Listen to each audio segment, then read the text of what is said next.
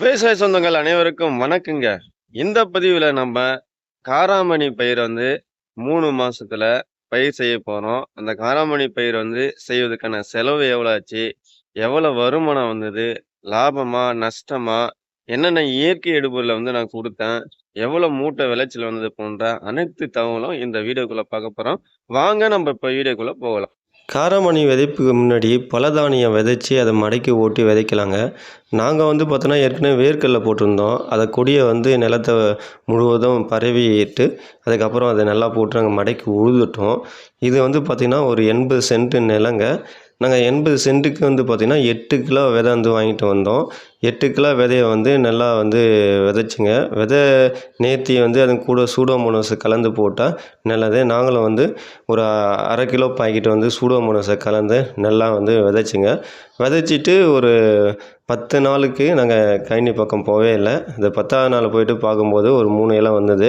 அப்போ பூச்சியினுடைய தாக்கம், புழுனுடைய தாக்கம் இருக்கும். அதனால் ஒரு முறை முதல் டைம் 10ஆவது நாள் வேப்பெண்ணெய் நாங்கள் தெளிப்பு செய்தோம். அதுக்கடுத்து 15ஆவது நாளில் மீன் அமிலம் தயார் செய்து ஏற்கனவே வச்சுருந்தேங்க. அதை 1 லிட்டர் 10 லிட்டர் டேங்க்குக்கு 200 மில்லி என்ற முறையில் நாங்கள் கலந்து கொடுத்தோம். ஏன்னா இது மானாவாரி பூமி, அதனால் நாங்கள் மீன் அமிலத்தில் அதிகமாக கொடுத்தோம். தண்ணீர் பாசனம் இல்லைங்க. பனியிலே விளைகிற பயிர் தான் இந்த தட்டைப்பயிர்னு சொல்லுவாங்க, அல்லது காராமணின்னு சொல்லுவாங்க. அதனால் அதிகமாக இடுபொருள் நாங்கள் கொடுத்தோம். அதுக்கடுத்து ஒரு 20ஆவது நாள் மீண்டும் ஒரு முறை நாங்கள் வேப்பெண்ணெயை கொடுத்தோம். ஒரு இயற்கை இடுபொருள் கொடுத்த பிறகு புழுனுடைய தாக்கம், பூச்சியினுடைய தாக்கம் அதிகமாக இருக்கும். அதனால் வேப்பெண்ணெய் நாங்கள் கொடுத்தோம். ஒரு 35 40ஆவது நாள் இந்த இடைப்பட்ட காலத்தில் பார்த்திங்கன்னா பூ வைக்குங்க. இந்த பூ வைக்கிற டைமில் பூக்கள் அதிகமாக பிடிப்பதற்கு நம்ம தேமூர் கரைசல் என்ற ஒரு கரைசலை தெளிக்கிறோங்க. அதை 45ஆவது நாள் நாங்கள் தேமூர் கரைசல் கொடுத்தோம். அதுக்கடுத்து ஒரு வாரம் கழித்து மறுபடியும் நாங்கள் தேமூர் கரைசல் கொடுக்குறோம். இதுபோல் 2 முறை கொடுக்கும்போது பூக்கள் அதிகமாக பூக்கும். பூக்கள் எவ்வளோ பூக்குதோ அந்த அளவுக்கு நம்ம காய்கள் வைக்குங்க. அதுக்கடுத்து பார்த்திங்கன்னா ஒரு 60ஆவது நாள் நாங்கள் மறுபடியும் பூச்சி விரட்டிக்காக வேப்பெண்ணெயை நாங்கள் தெளிச்சுங்க. காய் நல்லா வந்தது. பூக்கள் அதிகமாக வந்ததுனால காய் நல்லா தான் வந்தது. ஆனால் இங்கே சில சூழ்நிலைகள், பருவ மழை இல்லாமல் போனது, வெயில் அதிகமாக தாக்கத்தினால இந்த வருடம் நாங்கள் விளைச்சல் கம்மியாக தான் இருந்தது. இப்போ காய் முத்தி போச்சு. இதை ஆட்களை வைத்து என்ன செய்யணும்னா அறுவடை செய்யணும். இது நடுவில் ஒரு களை வெட்டணுங்க. காராமணிக்கு ஒரு களை வெட்டணும்.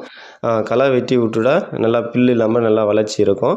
நாங்கள் இப்போ அறுவடை பண்ணுற ஸ்டேஜில் அறுவடை நம்ம ஆட்களை கொண்டு நம்ம என்ன செய்யணும்னா கையில் அறுத்துட்டு அது தனியாக ஒரு நாள் வெயிலில் காய வைக்கணும். அப்புறம் அந்த கொடிகள் அனைத்தும் ஒன்றா கூட்டி நம்ம ஒரு படுதலை போட்டு வெயிலில் ஒரு நாள் காய வச்ச பிறகு வண்டியை கூட்டிட்டு நம்ம அதை அடிச்சுட்டு அந்த காராமணியை தனியாக எடுத்து வீட்டுக்கு அந்த காராமணியில் இருக்கிற அந்த கல், மண் இதெல்லாம் சலிப்பதற்கு ஒரு 3 ஆட்களை வைத்து நாங்கள் சலிப்பு செய்து நல்லா தூய்மையான காராமணியை எடுத்துட்டு அதுக்கப்புறம் நாங்கள் விற்கிற வண்டியில் ஒழுங்குமுறை விற்பனை கொடுத்துக்கு நாங்கள் எடுத்துகிட்டு போனோம்.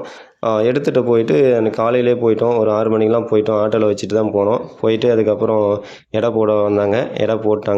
இப்போ தாங்க நமக்கு பார்த்தோன்னா இந்த வருடம் 2 மூட்டை 40 கிலோ விளைச்சல் வந்தது. வீட்டுக்கு தேவை சொல்லிவிட்டு ஒரு 20 கிலோ எடுத்துகிட்டு வந்தோம். மொத்தமாக ஒரு 2.5 மூட்டை மட்டும்தான் நமக்கு இந்த வருடம் விளைச்சல் வந்ததுங்க. ரொம்ப கம்மி.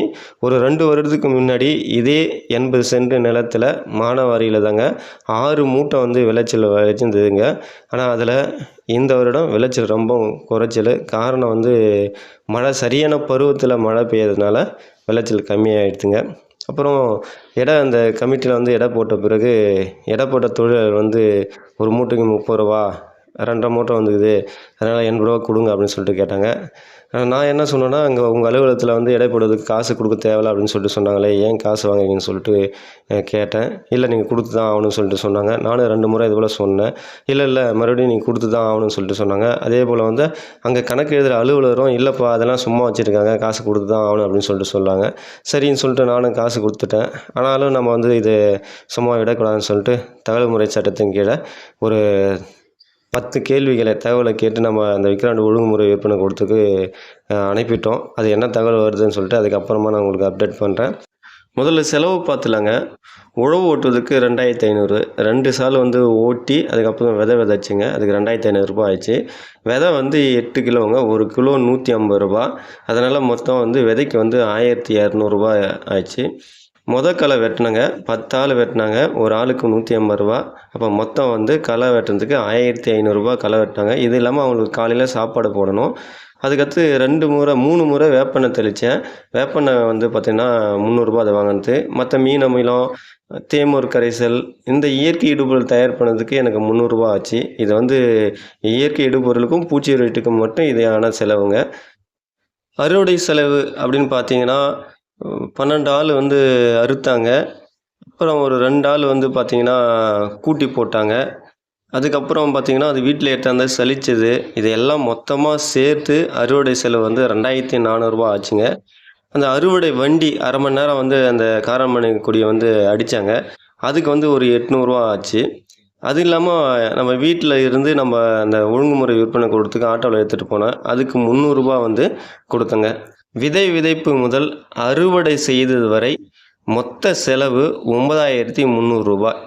இதில் வேலைக்கு ஆட்கள் வந்தவங்களுக்கு சாப்பாடு போட்ட செலவு சேர்க்கலை.